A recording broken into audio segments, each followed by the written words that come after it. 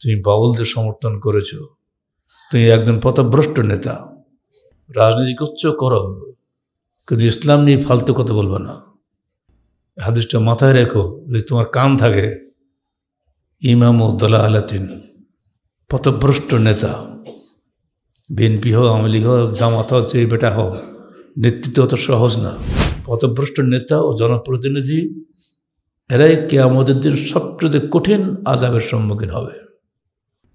পাগলের মতো ভোট দিতে যাবে না, খবরদার, ওদিকে যাই যাবে না। পবিত্র আমানত, নামদাস পবিত্র আমানত।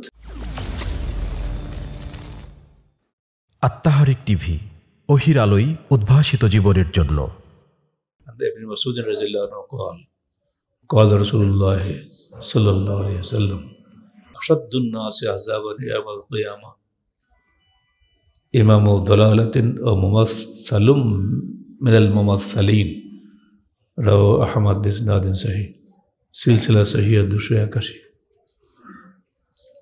কিয়ামতের দিন সবচেয়ে কঠিন শাস্তি ভোগ করবে তারাই, ইমাম ও দলালা, পথভ্রষ্ট নেতা।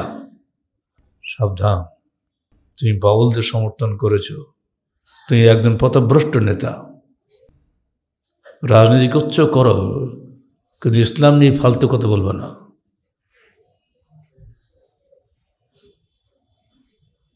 হাদিসটা মাথায় রেখো, যদি তোমার কান থাকে।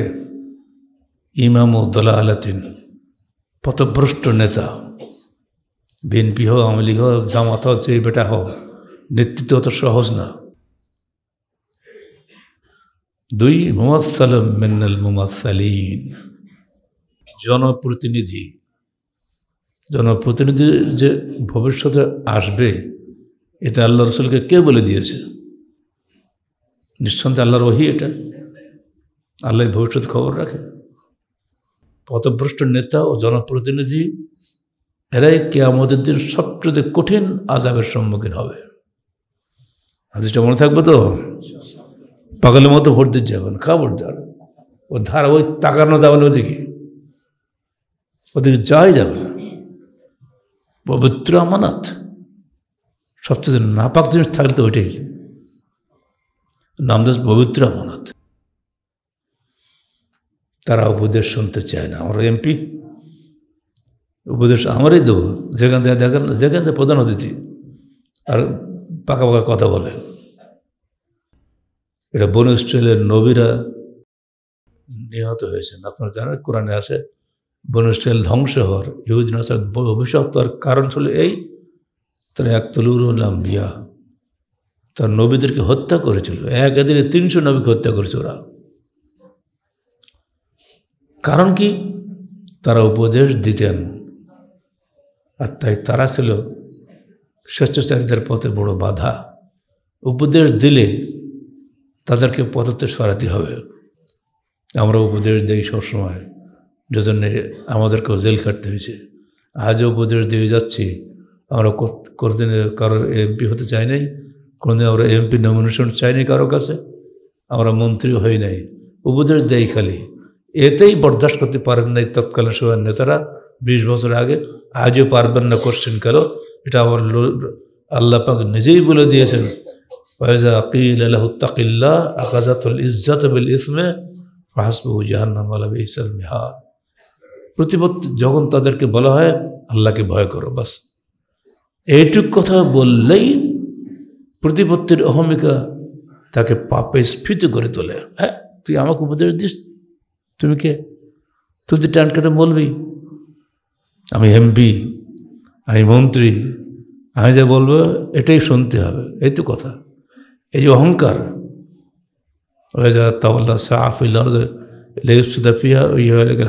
নাসলা, এরা যখন নেতা হবে তখন তারা পৃথিবীকে বিপর্যয় ভরে দেবে। সাহাফিল আরদুল হারসা নাসলা, তারা জমি জমা সম্পত্তি ধ্বংস করবে, বংশ ধ্বংস করবে। এমপি হতে পারলে সঙ্গে সঙ্গে শত শত বিঘা সম্পত্তির মালিক। করতে খাসি টাকা তাদেরকে, তার সরকারি বেতন দেয়, কপারে বেতন দেয়।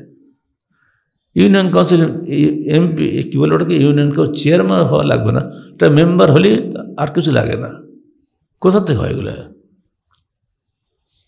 1998 সালের আমি একবার ইন্ডিয়া গিয়েছিলাম সফরে। তা আমার ওদিকে মেলা ভক্ত আছে, আমি জানতাম না আগে। আমি গেছি শুনে বহু ছেলের সাথে দেখা করতে আসছে।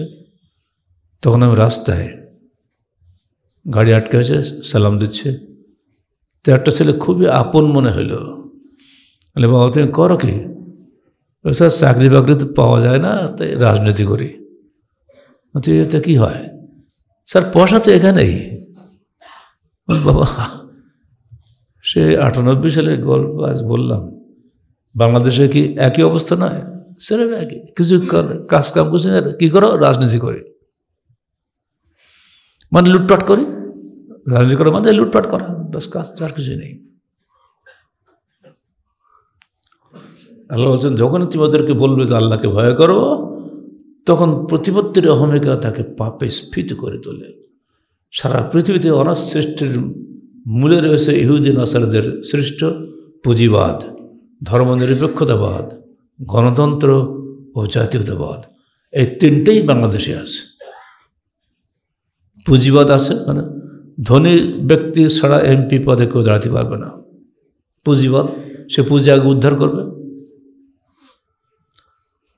ধর্মনিরপেক্ষতাবাদ, মানে এখানে আল্লাহর কথা বলা যাবে না, ও পুজো মণ্ডপেও যাবে, মসজিদেও যাবে, সবসময়। গণতন্ত্র তো বুঝতেই পারছেন, জনগণের সার্বভৌম ক্ষমতার উৎস, অধিকাংশ রায় চূড়ান্ত, পুরো শিরকীয় মতবাদ। আর জাতীয়তাবাদ মানে, আমি গোপালগঞ্জের লোক, এখন যান গোপালগঞ্জে এত উন্নত করে ফেলেছে শেখ হাসিনা যতদিন ছিল ক্ষমতায়, একেবারে চমৎকার। কোনো শহরে অত সুন্দর নেই। ঠিক যদি খালেদা ক্ষমতায় আসে, বগুড়া তো আগে একটা হাসপাতাল হইল, তা সেখানে এমন হাসপাতাল হয়েছে যে কোনো কিছুর ট্রিটমেন্ট তেমন ভালো নেই। ফলে বগুড়ার লোকদেরকে আবার রাজশাহী মেডিকেলে আসতে হয় এখন। কিন্তু বিল্ডিং হয়েছে বড়, সেবা নাই। দল করলে সময় লাগে না, নেতার সঙ্গে খাতির আছে। কত যে চলছে এগুলো, জাতীয় সম্পদের লুটপাটের খেলা। কোনো ইনকাম নেই, লন্ডন থাকে, কোটি কোটি টাকা মানুষের খরচ কে দেয়? চলছে সারা পৃথিবীতে এইভাবে। সকল্ড গণতন্ত্র, পুঁজিবাদ, ধর্মনিরপেক্ষতাবাদ আর জাতীয়তাবাদ। আপনি এই অঞ্চল লোক, এই অঞ্চলে হবে, আপনি ওই অঞ্চল লোক কিছুই পাবেন না। আর এক পাগল জুটেছে কালকে চট্টগ্রামে, কি চৌধুরী, এত বাজে কথা সব বলতেছে, যেগুলো মাথা টুপি এক গাদা খেলে দাঁড়িয়ে এবার ইসলামী দলের এমপি পদে দাঁড়িয়েছে। যেসব বাজে কথাগুলো পত্রিকা আসলে মনে হয় ভূমিকম্প তো ওইখানে হওয়া দরকার। কিন্তু ওদের ভয় করে না, ভূমিকম্প হলো কি না হলেও টেরই পায় না, ওদের তাকানোর অবসর নেই। ভূমিকম্প এমনি করে সারা পৃথিবীকে স্মরণ করিয়ে দেয়, হে মানুষ, আল্লাহকে ভুলে যেও না। আল্লাহ যে কোনো সময় ধাক্কা দেবেন।